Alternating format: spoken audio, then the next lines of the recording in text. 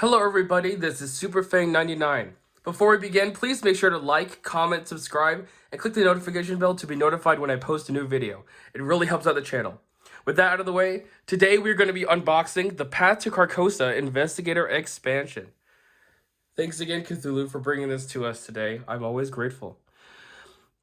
If you're not familiar with what this is, you can watch my videos on the Dunwich Legacy Investigator and Campaign expansions right there.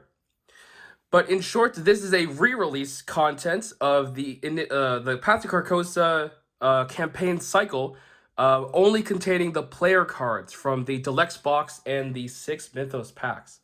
I'm super excited. Some of my favorite investigators are in this box. Like, pretty much all of them are huge hits, except for Lola. Sorry. There's no Lola hate on this channel, I know. Alright, with that out of the way, let's start this. Apologies if you can hear it in my voice. I have a bit of a sore throat. But you know how it goes. When Arkham calls to you, you do not say no, no matter the circumstances. All right. Let's get this open.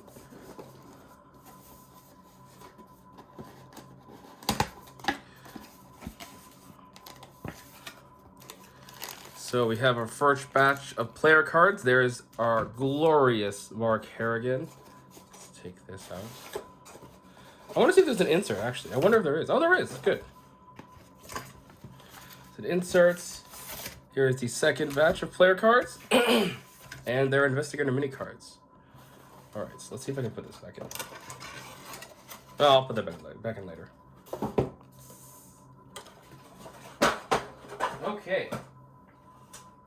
Let's take a look at this insert first. Well, first we have this illustrious. It's like a mini ad sheet this time.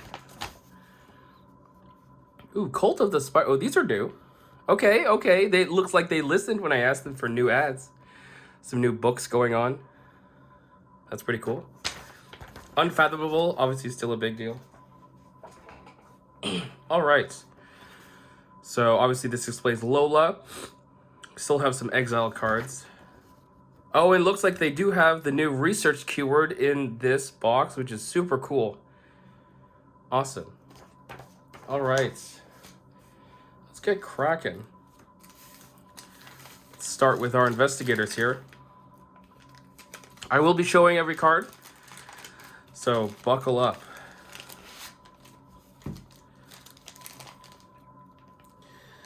All right. I'm super excited. Oh, Mark is so good. So good. Okay.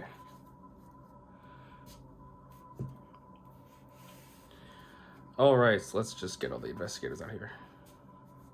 All right, here are the player cards. Okay, so let's start with some investigators. We have my boy, Mark Harrigan. He has 3 willpower, 2 intellect, 5 combat, and 3 evade. You begin the game with Sophie in play. So good. He gets tactics level 0. So good. Alright, here is Sophie. Her other side. Not very happy Sophie. Home front. Pretty sick that it's practiced, of course. Shell shock. Shell shock is fun because sometimes it just doesn't happen. Alright, well that is Mark. Here's Min. I love Min. She's not like the best seeker. She's probably actually one of the more fairest seekers in terms of like power level. But she's good. She's super good. I'm noticing a little bit. It could just be me. I'll have to look back. I feel like the card quality is a little different. I could be wrong. She's pretty good. Lots of skills, of course. Survivor access. Very good. Analytical mind. And the King in Yellow. King in Yellow is pretty annoying sometimes. You get your stuff out, magnifying glasses out, King in Yellow just pops up and destroys them. Pretty funny. Safina, again, so good. Safina is so good, actually. She can be, well, it depends on how you build her, of course. You could go like super spell Safina, trying to do lots of foot stuff with Safina, or you can go big money Safina. That's always a fun time. Here are 3 copies of the Painted World. And the Star of Hyades. The one huge downside of her. Star of Hyades is super rough. Super rough. Alright, Akachi. Again, Akachi is so good too. Just having that extra charge is so good, especially on lower player counts, because that charge effectively equates to more relative numbers of clues or damage that you can output. So good. Her deck building's weird. There's the weird occult cards, and of course it uses charges, makes sense. Occult level 0. I honestly kind of weird, but it's still good. Spirit Speaker is insane. If you can get this out, it's so good. Angered Spirits, honestly not that bad. Angered Spirits is not that bad. Again, apologies for the voice. Alright, Will Yorick, again, so good. Every single one of these is like a banger investigator. Will Yorick can do some really degenerate things. His Elder Sign, one of the best in the entire game. And he gets Guardian cards. Would you like some more experience? He could Bury Them Deep. Bury Them Deep is so cool. He doesn't actually need to defeat him either. It's just after a non-elite enemy at a location is defeated. It's so good. Graveyard Ghouls. It's a free asset, basically. Alright, and we do have to talk about Lola, though. We have to talk about Lola. Now, I will admit, I haven't played Lola before. Mainly because every single time I've wanted to try her, every time I made a deck for her, I was just really frustrated with the deck. I didn't really know where to put it. Improvisation is a good signature card, I mean, to be fair. It is like what she wants to do. Crisis of Identity, though. My god. Just the worst part about Lola is Crisis of Identity. It's honestly kind of unfortunate. Okay. So those are our investigators. Really? Except for, again, I'm sorry, except for Lola. I keep saying that, but it's true. Every single one of these investigators is so good. I play them all the time. It's a lot of fun. All right, let's get to these Guardian cards. So we have the 32 Cult. You know, this one's interesting. Obviously, it came out in Mark Harrigan's expansion, and it makes sense in him because he doesn't necessarily need the bonus, and it comes with 6 ammo. 6 ammo for +1 damage is good. You really sometimes do miss that combat bonus, I think. But at least in Mark, well, maybe not. I don't know. In some circumstances, I still might consider the 45 over this, but I could be wrong. All right, we have True Grit. True Grit is great in Mark. Basically, you can have other people assign damage to him and draw a card off of that, of course, because that's his ability. Let Me Handle This. Pretty good Guardian staple. We have Heroic Rescue. Heroic Rescue is okay. Oh, we got the Trench Knife. Oh my god. Oh, I forgot. Oh god. If only there was a way for this to deal extra damage, even if it's like you deal +1 damage if there's more than one enemy engaged with your Orator. That'd be cool. It's like an opposite of Machete. That'd be cool. Sadly, no. The first way that you could just defeat yourself. Each non-elite enemy engaged with you is defeated. Suffer physical trauma. Well, it's not bad. Got Inspiring Presence. This card is great. Inspiring Presence is pretty good. On the Hunt. Oh, I forgot it was in this pack. On the Hunt is pretty good. I do really like its upgraded version. A lot better, but this is still really good. We have Ever Vigilant, of course. Yes. Such a good staple, as obviously specifically if you have Stick to the Plan. We have the level 1 combat training. I do think, now that the level 3 composures have been released and Into the Earth, the level 1 ones, I don't know if they'll ever see play again, unfortunately. That's just me, though. I could be wrong. All right, we have Ambush. What is this card? If there are no investigators, after an enemy spawns at a attached location, deal 2 damage to that enemy and discard Ambush. Maybe. Maybe. That's a maybe for me. Mono a Mono. Interesting. Well, this is good for Nathaniel to upgrade into Mono a Mono level 2 at least. It's not bad. It's not great, though. The upgraded 45, you get the +2 as it ignores Retaliate, which I guess is okay. I don't know. Usually for Guardians, that doesn't necessarily ever matter, ignoring Retaliate, but who knows. Eat Lead. So there are some of these cards, like Eat Lead, where it like has to spend ammo tokens for something else. I think Warning Shot is the other one. And yeah, I don't know. Usually I just want to use the ammo to kill things.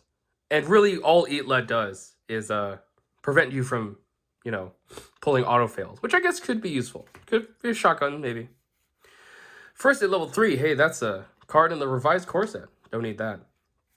Oh, we have, okay, interesting. So this is the same as the Dunwich Camp Investigator Expansion. There are 2 copies of Stick to the Plan in this box, even though they are exceptional, so you can only put 1 in your deck. But that's interesting to know.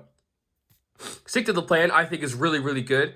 Obviously, like, it's one of those things where it's hard to reach for it. It is 6 XP because it's 3, and then you double that for exceptional. But once you have it, it really changes how you play the game, which is cool. And the Armor of Arden.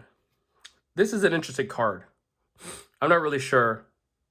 I've like seen it played once. Obviously, like if you need Health Soak, this is what you go. But there's not a lot of Guardians who actually just need this to begin with. The only time I could see this useful is Sister Mary, because she has 5 health. And indeed, that is the time where I saw this played. All right. So those are the Guardian cards. If you'll forgive me, I'll just put these back together a little bit.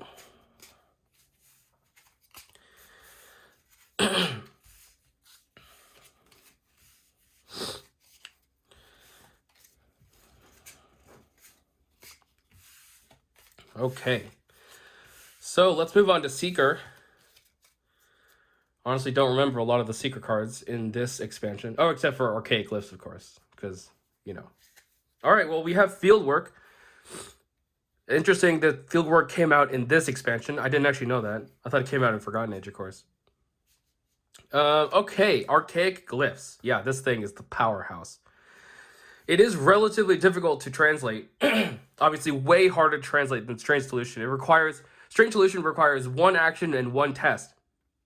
Archaic Glyphs requires 3 actions and 3 cards, which is a lot worse than that, I think. So yeah. No Stone Unturned, very, very good card. Anatomical, what the frick is this? Choose a non-elite enemy location until the end of the active phase. -2 fight, -2 evade. Well, I mean, it could be good. I don't know. Charles Ross Esquire. Pays for items. Haven't really seen his time in the sun, I think. Logical Reasoning, level 0, is very good, especially against those terrors. Eureka is a very, very good skill, I think. Guidance is rough. You're basically giving your action to someone else. Could be good, but for the Seeker, or at least anyone who could take this, you really want those actions for yourself to, you know, just get clues. I think that's just better, honestly. In the Know is interesting. Maybe in Trish Scarborough. Otherwise, not really sure about that. Scientific Theory, obviously eclipsed by the level 3 versions. Excuse me. Forewarned. Forewarned is interesting. I've never taken this myself, but I have seen it played. It can come in clutch pretty sometimes. It's basically just a ward protection. The downside is just you place a clue down. Which, like, it depends. I think it depends. Shortcut level 2. This is an interesting one. It's it's hard to say if you actually want to upgrade the level 0 to level 1. Like, in some scenarios, I think you do, especially if you have, like, a central location. But, like, sometimes it's actually just not as good. Could be, though. It's a maybe. All right, we have the Archaic Glyphs. We have the Guiding Stones, which are insane. We have Prophecy Foretold, which is evade an engaged enemy. Oh, that's right. And the Return To has the one you, like, play an asset or whatever. All right, we have Eidetic Memory. Play an insight from your discard pile. Remove that event and Eidetic Memory. I haven't seen that one played a lot, honestly. Could be good. Could be good. Arcane Insight. I actually kind of like Arcane Insight. Not in most Seekers. Like, I like putting this in Rex just because it's easier to trigger his ability. But honestly, he doesn't really have a problem triggering his ability in the first place. So, And we have No Stone Unturned level 5. Obviously, if you can get this, it's insane. Like, get it in Joe's Hunch deck, or Mandy can just be absurd. But 5 XP, that's a lot. Especially for an event. Alright. So that are the Seeker cards. Honestly, this Seeker pool, with the one exception of Archaic Glyphs Guiding Stones, is, like, not bad. As in to say that nothing seems, like, outwardly broken. So, you know, that's something to be said, I guess. Okay. Let us move on to the Rogue cards. Here they are. So we have level 0 Stealth. This does not seem that good. But who knows? Maybe, just maybe. Sleight of Hand, the most tabooed card in existence. There's like 3 different versions online. I actually don't know which one it is right now. Daring Maneuver, I really like Daring Maneuver. Especially for people who want to succeed by a lot, and it may be having trouble succeeding by that much. Knuckle Duster is interesting. This really only becomes good in investigators who can take this card and also have High Fist, of course. Dario El Amin. Well, maybe not. Dario is not bad. Obviously, you need to be going big money with Dario. Cheap Shot's not bad. It's pretty good in Rita. Watch This. I actually like Watch This. It's pretty good. Gambling's fun. You know, Narrow Escape, I read it every time, and it looks good. I just never played it. It seems good, though. It's like a dodge. Attack of Opportunity. That's basically a dodge. It's like, what else are you doing? Level 1 Lockpicks. Obviously, very, very good staple rogue card. Reprinted in the revised core set for a good reason. We have Moxie. Moxie's pretty good, especially with rogues who have low willpower. Leverage their money resources to boost that willpower. Level 3 Moxie, I think, is still way better, obviously. But all right, we have 2 copies of Karen's Oval. Exceptional cards, of course, as I said. Karen's Oval, XP, but you got to play scared. Sneak Attack level 2. I actually do really like this card. Changing from exhausted to non-engaged means a huge in multiplayer. And also against aloof enemies. So, pretty cool. Pickpocketing level 2. I could see this. In Safina, at least. But in the next cycle, Forgotten Age, this is insane in Finn. Finn Edwards. Really, really good. Level 2, 41 Derringer. Pretty good. You need some pretty high combat for that to be pretty good, at least. Lupara. This is an interesting weapon. I've never actually played this. But I could see some pretty cool things going on with this. Basically, you play it and then shoot twice for total of 6 damage. Is that right? Is that my math right? Yeah. +2 and +2 damage for each attack. Not bad. I could see that in Tony. Maybe.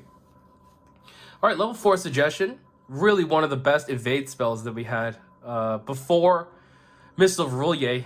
And really only Safina could take this and be good at it. So, it's pretty good. And we had Cheat Death. This is such a weird card. It heals you. So, if you were be defeated by anything else, for example, playing I'll See You in Hell, you would still get defeated. But, yeah, I don't know. Who knows? I've never seen it being played, but it seems super situational for a 5 XP card. Personally. Okay. So those are the rogue cards. Whew. We're almost there. We do have some neutrals at the end. And of course, if you want to watch me organize all this stuff, I think what I'm planning to do is I'm planning to make an unlisted video that this video will link to. And you can watch that there. You don't have to watch it. I actually mainly I do that because I like to watch it myself do it. I don't know why. It's kind of weird. Okay, Mystic cards. Alchemical Transmutation. It's bad. It's kind of bad. Case of Soul, though. Way better economy. And it's so good. It's so good. Case of Soul is awesome. Astral Travel, a little bit unreliable, honestly. Discarding item or ally assets you control. It's kind of bad.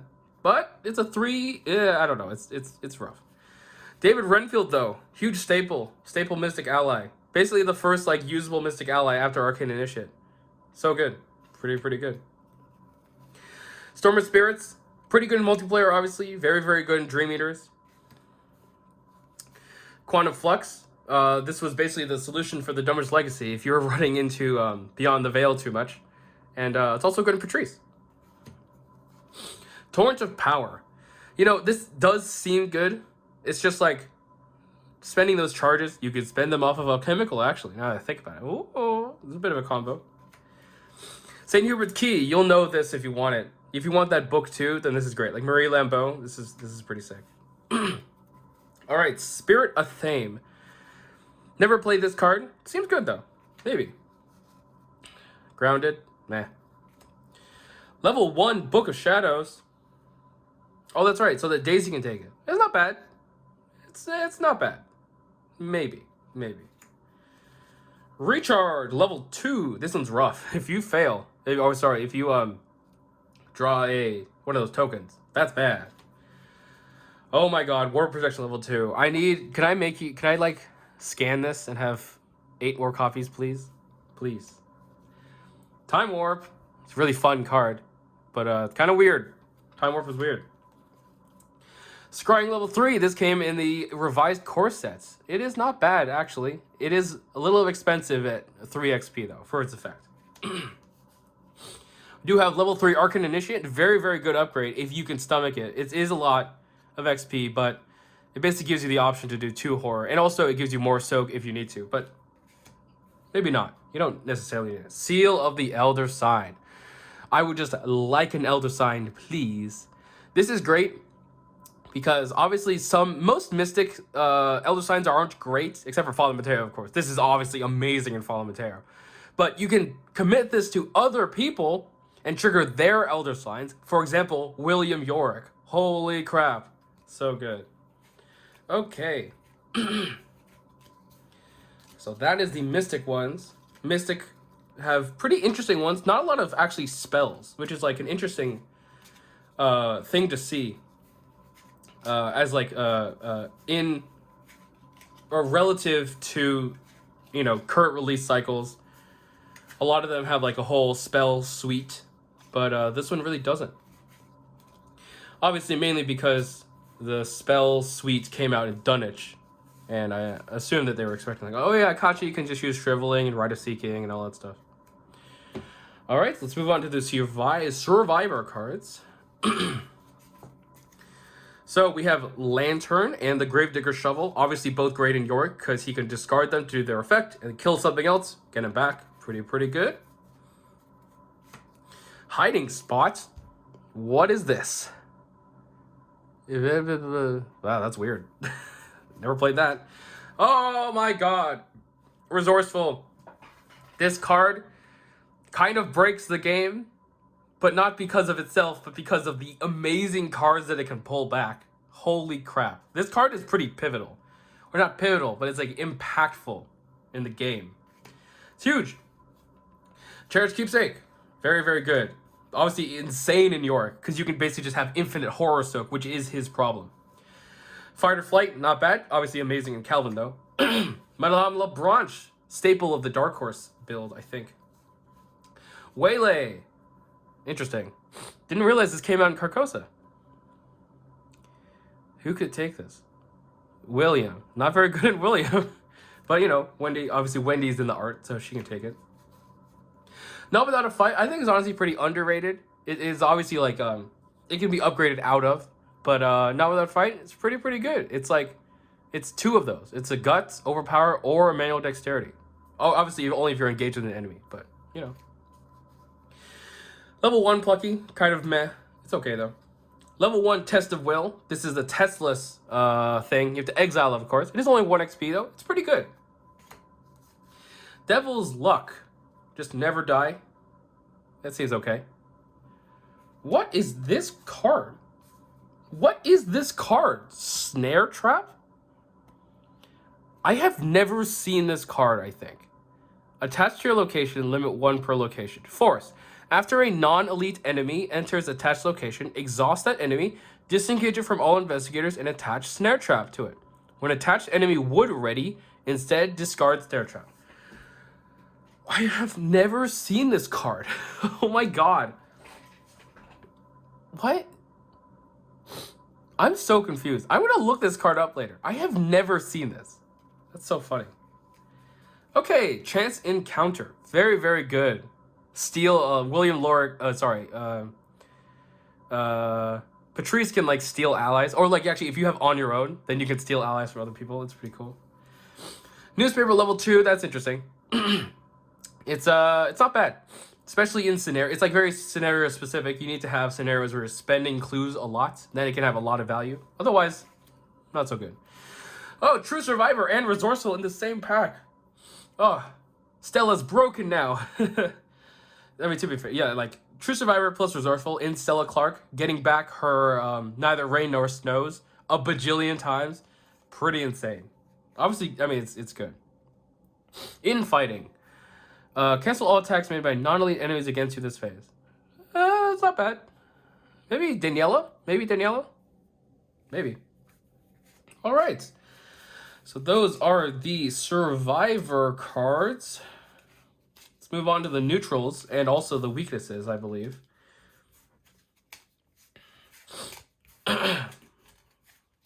All right. Almost there. Hope y'all are enjoying this.